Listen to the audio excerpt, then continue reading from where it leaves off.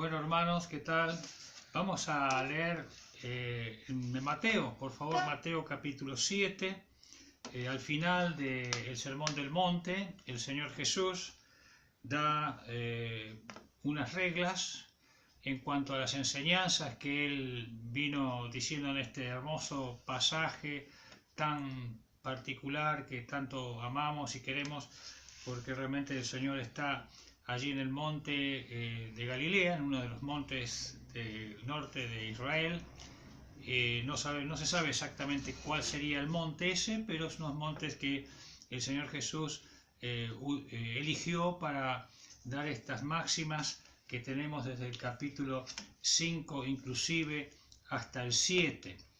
Se supone que estas enseñanzas del Señor en lo que es el Sermón del Monte fue a la mitad de su ministerio, no fue y apenas inició su ministerio. Realmente quizás fue cuando inició su ministerio público, hablado, enseñado, porque ya él había iniciado su ministerio público con el bautismo, pero durante más de un año el Señor no tuvo enseñanzas generales a la multitud. Él se comenzó a revelar a la multitud después de un año y medio. Recuerden que el Señor Jesús comenzó a hacer milagros cuando fue en las bodas de Caná, allí también en la zona de Galilea, fue el primer milagro, y ya había algunos de sus discípulos con él, el caso de Pedro, Andrés, Jacobo y Juan. No sabemos si estaban los otros, pero el Señor con sus discípulos y con su madre habían ido a una fiesta de casamiento, y ahí fue la primera aparición en público general, grande, que el Señor tuvo. Mientras tanto, Él estuvo haciendo sanidades, milagros, suponemos, y comenzó a hacerse conocido muy de a poco. Y a la mitad de su ministerio ya comienza a enseñar el Señor Jesucristo. Y allí, después que el Señor sale de las bodas de Canaán y hace algunos otros milagros, se va al monte y ya con una multitud que ya le estaba siguiendo. Y dice en el capítulo 7, versículo 12, así que todas las cosas que querráis que los hombres hagan con vosotros, así también haced vosotros con ellos, porque esto es la ley y los profetas. Entrad por la puerta estrecha, porque ancha es la puerta y espacioso el camino que lleva a la perdición, y muchos son los que entran por ella. Porque estrecha es la puerta y angosto el camino que lleva a la vida, y pocos son los que la hallan. Y versículo 24 de este capítulo 7 dice, cualquiera pues que me oye estas palabras y las hace, le compararé a un hombre prudente, que edificó su casa sobre la roca, descendió lluvias y vinieron ríos, y soplaron vientos, y golpearon contra aquella casa, y no cayó, porque estaba fundada sobre la roca. Pero cualquiera que me oye estas palabras y no las hace, le compararé a un hombre insensato, que edificó su casa sobre la arena, y descendieron lluvias, y vinieron ríos, y soplaron vientos, y dieron con ímpetu contra aquella casa, y cayó, y fue grande su ruina.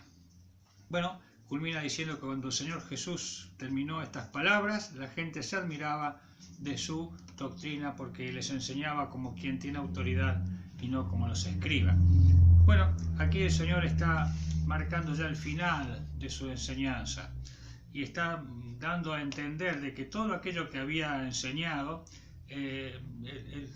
la conclusión de todo era que ellos, que los que habían escuchado, aunque era dirigida a los discípulos más cercanos, como los apóstoles y otros más cercanos, no obstante toda la multitud escuchaba esto, les decía a sus discípulos que así como querrán que los hombres hagan con ustedes, así ustedes tienen que hacer con los demás. Eso es lo que se le da en llamar la regla de oro. Así que no tengamos en cuenta siempre esta regla de oro de Mateo 7, 12, que también repite en Lucas capítulo 6, versos 31, repite el evangelista Lucas estas palabras que el Señor Jesús dice. Pero bueno, el tema es que aquí el Señor está dando dos opciones. Siempre hay dos opciones, nunca hay más. dos opciones. Nunca se anda por los dos, o se anda por una opción o se anda por la otra. El Señor habla de dos caminos. Uno se entra por una puerta y el otro se entra por otra puerta. La angosta o la ancha o la angosta. No se puede entrar por dos caminos al mismo tiempo. Y el Señor Jesús después refuerza esta enseñanza con la parábola de los dos constructores con las casas que están sobre dos cimientos distintos. Uno que construye sobre un cimiento sólido y otro que construye sobre un cimiento totalmente endeble como es la arena. Siempre hay dos opciones, pero hay una de la cual tenemos que elegir. No podemos tener las dos al mismo tiempo. Eso el Señor lo enseña tácitamente. Pero lo importante es entonces que al final del Sermón del Monte, el Señor muestra uno de los dos resultados. Uno es en cuanto a los que obedecen y el otro es en cuanto a los que desobedecen. Bueno, ya en el Antiguo Testamento siempre Dios estuvo mostrando a su pueblo una de las dos opciones: la obediencia o la desobediencia. El gran capítulo de desobediencia y obediencia que encontramos en el Antiguo Testamento es Deuteronomio capítulo 29, desde el verso 29, del verso 9 al 29, Deuteronomio 29, del verso 9 al 29, tenemos los dos caminos también. Cuando Moisés se despide ya del pueblo, Moisés le da a entender al pueblo las dos opciones de la bendición o la maldición. La bendición si eligen el camino que Dios les propone de obediencia, y la maldición el camino de la desobediencia. Siempre están estas dos opciones. Así que ya el Señor habla en su palabra que en cuanto a quebrantar sus mandamientos, ya en capítulo 5 de Mateo, en capítulo 5, verso 19, al final dice: de manera que cualquiera que quebrante uno de estos mandamientos muy pequeños y así enseñe a los hombres, muy pequeño será llamado en el reino de los cielos. Mas cualquiera que los haga y los enseñe, quiero que destaquemos el orden: los que hagan y los que los enseñan. Los que hagan, los que no hagan y los que enseñan. Este será llamado grande en el reino de los cielos. En Mateo 5, 19. Bueno, observemos. Primero, para enseñar, ¿qué tengo que enseñar? Lo que hacemos. Lo que hacemos. Tanto es así que el Señor Jesucristo dice que comenzó a hacer y enseñar. Así que este es el orden que la palabra de Dios nos indica. No podemos enseñar si no tenemos una vida de testimonio, una vida que avale lo que decimos. A veces hay muchas personas que tienen mucho conocimiento bíblico, pero no tienen un aval por la situación de sus vidas. Entonces, qué bueno es tener un aval, una conducta que avale lo que está hablando, lo que está diciendo. Y esto es un ejemplo que el Señor Jesús mismo lo está mostrando en su vida de testimonio, en su vida de ministerio. Bueno, de allí que el Señor Jesús puso como ejemplo a los escribas y los fariseos. El Señor dice: hagan lo que ellos dicen, pero no lo que ellos hacen. Nosotros tenemos un refrán muy común que decimos: hagan lo que se dice, cumplí lo que dijiste. El Señor dice al revés: haz y después dice, haz y después dirás. Bueno, ustedes saben que a veces nosotros hemos escuchado muchas veces decir que en la palabra de Dios hay doctrinas que son fundamentales y hay doctrinas que son generales, como dando a entender de que hay unas que son más importantes que las otras, son más abarcativas. no estoy en desacuerdo en hacer una serie de discriminación así como para tener un conocimiento y ordenar el conocimiento de la doctrina de la palabra de Dios. Pero por lo que yo veo en las Escrituras, no entiendo por qué a veces se hace con tanto énfasis esta diferencia. Porque el Señor mismo dijo que ni una tilde, ni una jota, que una de las letras más pequeñitas del alfabeto hebreo, se iban a pasar por alto. El mundo iba a pasar, los cielos se iban a consumir, pero su palabra, ni una jota ni una tilde iba a pasar por alto. Así que todo lo que el Señor nos pide en su palabra de cumplir, aunque parezca pequeño, significante o sin tanta importancia, eso tiene tanta importancia en los ojos de Dios como aquellas que consideramos los hombres a veces de mayor trascendencia. De manera entonces de que acá en Mateo 5, 19 al 20 y Mateo 7, 24 que hemos leído, marca de que nosotros tenemos que cumplir con lo que el Señor ha demandado, nos ha mandado, porque dice que es para nuestro bien. Todo es para nuestro bien. De manera que todo lo que el Señor nos manda a guardar, guardémoslo, hermano. Guardémoslo, obedezcámoslo, y no solo debemos cumplirlo, sino que debemos hacerlo de buena gana. Hacerlo de buena gana. Por ejemplo, yo recuerdo cuando era chico, era jovencito, iba a la iglesia donde me había formado, y había unos chicos, como siempre pasa, este es un ejemplo que lo vemos muchas veces en las congregaciones, siempre hay un chico que es revoltoso, ¿no? O inquieto. Y estaba allí en la primera fila con sus padres. Y los papás no podían dejarlo quieto al chico. Así que el predicador, yo me acuerdo si era el predicador o el que abría la reunión, le llama la atención al chico. Le dice, mirá, vamos a empezar la reunión, tenemos que estarnos quietitos y de manera entonces que hay que prestar atención. Bueno, el chico se quedó quieto. No se movió. Termina la reunión y el chico tendría unos 4 años, no sé si llegaba a 5. Termina la reunión, va y lo abraza a este hermano. Bueno, como un decir, bueno, viste que te hice caso, te obedecí.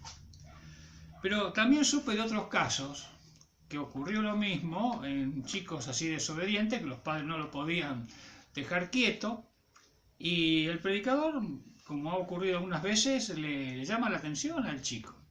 Yo les pido por favor a los papás que no se molesten si el predicador o el que hace la apertura llama la atención a los chicos, porque a veces es la única forma que los padres tenemos para que nuestros hijos se queden quietos cuando son bastante inquietos, ¿no? No se molesten. Bueno, este otro chico, muy inquieto, el papá lo tomó del brazo, lo hizo sentar al lado suyo en el asiento y se quedó quieto ahí. Termina la reunión y el hermano que le había pedido que se quedara quieto, se levanta y le dice, bueno, te felicito, te quedaste muy quietito, estuviste muy obediente, me alegro mucho. Y el chico le responde, sí, yo estaba sentado, pero por adentro estaba parado. Esto es una anécdota que ya la escuché, no me pasó a mí, pero es una anécdota muy común, que eso muestra que a veces obedecemos sin ganas. Lo obedecemos porque nos han obligado a hacerlo, es algo compulsivo, y eso no sirve. Esa obediencia no sirve. De manera entonces que Pablo, escribiendo la epístola a los Romanos, capítulo 6, verso 17, dice, pero gracias doy a Dios, que aunque erais esclavos del pecado, habéis obedecido de corazón a aquella forma de doctrina a la cual fuisteis entregados.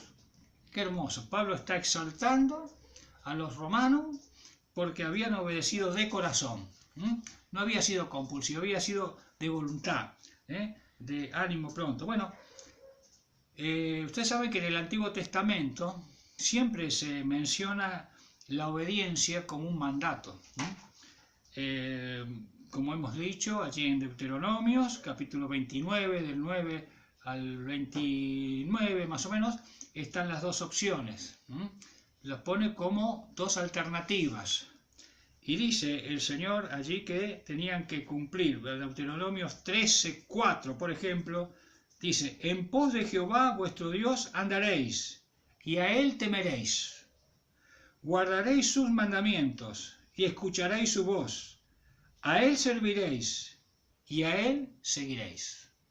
Servir y seguir. Ustedes saben que esta porción es la que usó el Señor Jesús ante la tentación de Satanás. Cuando el Señor le responde: al Señor tu Dios adorarás y a él solo servirás. Según dicen los traductores, la palabra adorar y la palabra servir en hebreo es la misma. No hay distinción. Solamente en castellano sí tenemos una distinción, porque adorar es un servicio como a Dios, y el servicio a Dios es un acto de adoración. Y ese término lo usó el Deuteronomio, usó el Señor Jesucristo para contestarle a Satanás. Ustedes saben que el Señor Jesús, el libro que más usó para mencionar en su ministerio fue el libro de Deuteronomio. Él usó muchísimo, el que más usó el libro de Deuteronomio fue el Señor Jesucristo. Así que en el Antiguo Testamento es una ordenanza, es un mandamiento. Ahora, cuando pasamos al Nuevo Testamento, notamos que si bien el Señor, a través de sus apóstoles, las exhortaciones que ellos hacen es en obedecer y cumplir con la voz del Señor, el mandato de obedecer se hace como se transforma como una consecuencia. ¿Una consecuencia de qué? Del amor de Dios a nosotros. Porque el obedecer tiene que ser a través del amor. Es decir, yo debo obedecer en amor. Por eso habla de corazón.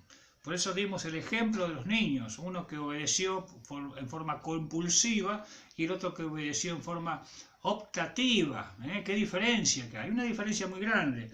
Por eso las consecuencias de la obediencia en el Nuevo Testamento es como consecuencia del amor de Dios hacia nosotros. Por eso 1 Juan 4:19 dice: nosotros le amamos a Él. ¿Por qué? Porque Él nos amó primero. Es una consecuencia del resultado del amor de Dios hacia nosotros. Nosotros no podemos amar como Dios. Por supuesto, el amor de Dios es inconmensurable, es imposible que nosotros tengamos la facultad de amar como ama Él. ¿Podemos amar a un criminal, a un asesino, a un violador? El Señor murió por esas personas. Increíble, pero nosotros debemos amarlo en Cristo. Amándole a Él, porque por obediencia, el amor a Cristo nos permite tener ese amor hacia los que nos persiguen. Ahora, convengamos una cosa, que la obediencia también es un acto de fe. Como decía nuestra hermana Margarita, que lo que puso fue una de las que contestó también en la sección de la clase, que es la fe. Y es verdad, la obediencia es un resultado de la fe. Y eso lo dice Hebreos 11:6, dice: pero sin fe es imposible agradar a Dios. Imposible agradar a Dios. Porque es necesario que el que se acerca a Dios crea que le hay y que es galardonador de los que le buscan. Fíjense, son dos cosas, No solamente hay que creer que Dios existe, sino que hay que creer que Dios es galardonador, o sea, premiador de aquellos que le buscan y le aman.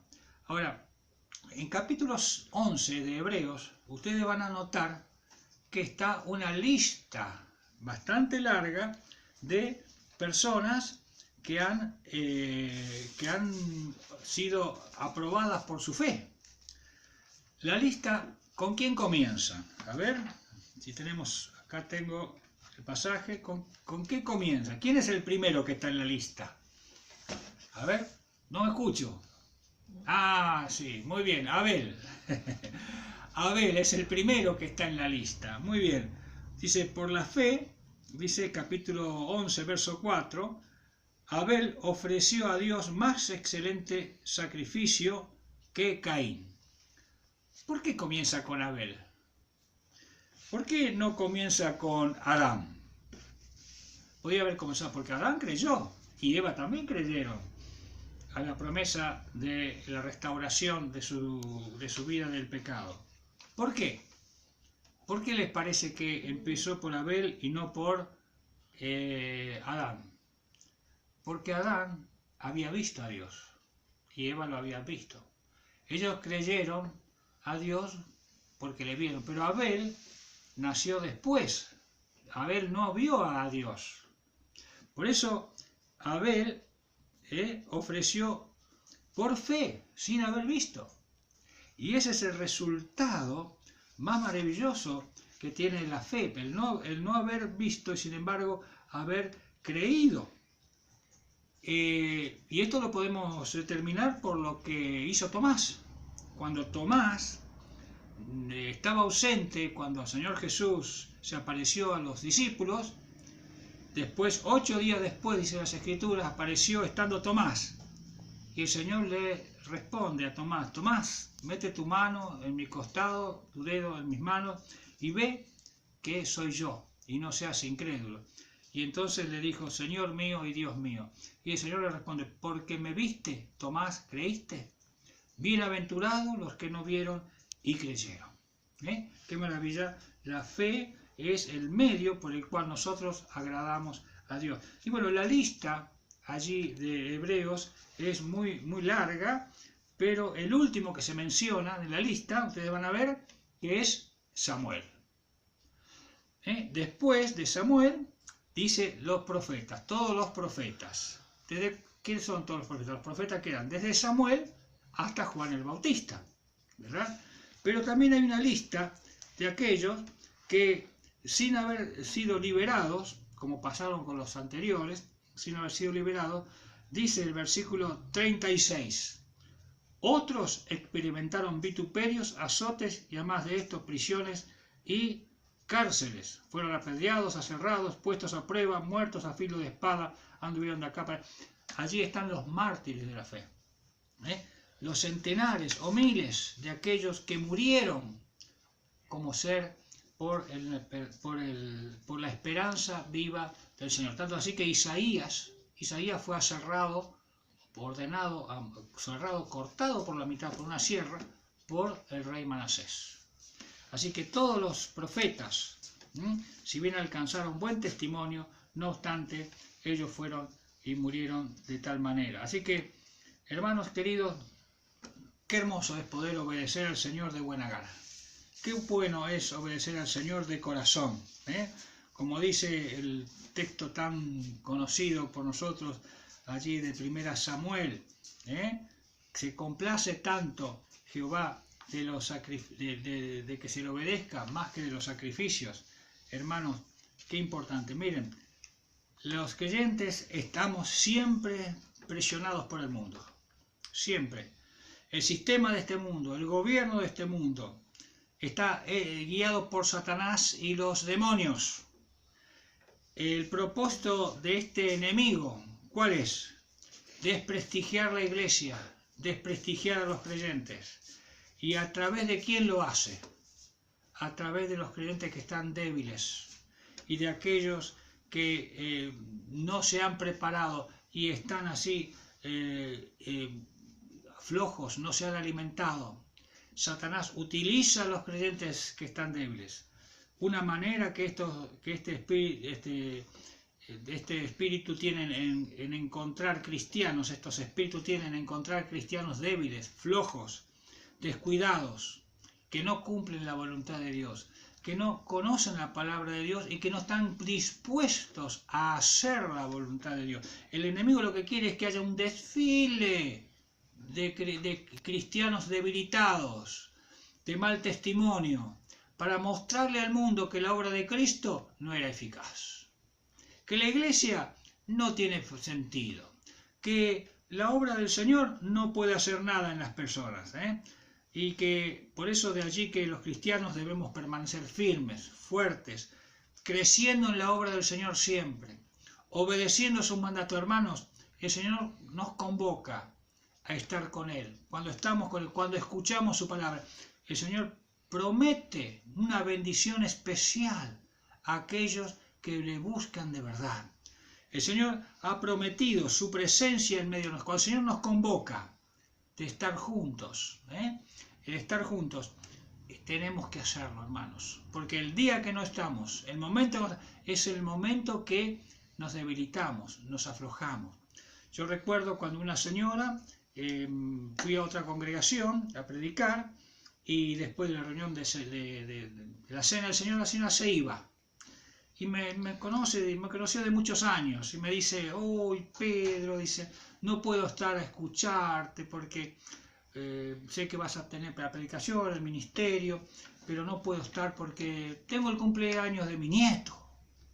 Pongo el cumpleaños. Ah, bueno, hermana, entonces haga problema, cumpla con su nieto. Bueno, era domingo del mediodía. ¿Cuándo era el cumpleaños del nieto? El miércoles. O sea que preparando el cumpleaños el domingo para el miércoles, y para colmo de males, esta hermana se llevaba 2 hermanas más para que le ayudaran a preparar la torta y la fiesta para su nieto. Hermanos, la familia, los nietos son... ¿Qué abuelo no quiere hacer algo para su nieto? Pero borrar una hora, esperar una hora ese domingo para escuchar la palabra, alimentarse de la palabra de Dios, por una responsabilidad o un compromiso que tenía 3 días después. ¿Vale la pena? ¿Vale la pena cambiar y optar así, no guardando el lugar? Bueno, hermanos, el Señor nos convoca a la mesa. ¿Qué pasa cuando el Señor nos convoca a la mesa y nosotros a veces nos desanimamos, estamos desalentados, decimos: ¿para qué? ¿Cuál es el propósito? Hoy no estoy bien. Hermanos, pensemos que si alguien nos invitara a su cena, supongamos que la señora Mirta Legrand nos invita a comer con ella. ¿Cuánto tiempo nos estaríamos preparando? ¿Y cómo iríamos a visitarla? ¿Qué privilegio sería para nosotros? Bueno, hermanas, queridos hermanos, que la convocatoria que el Señor nos haga sea de tal forma que podamos agradar a Dios, que Él nos manda. Así que apliquemos todas estas cosas a nuestras vidas, a hacerlo.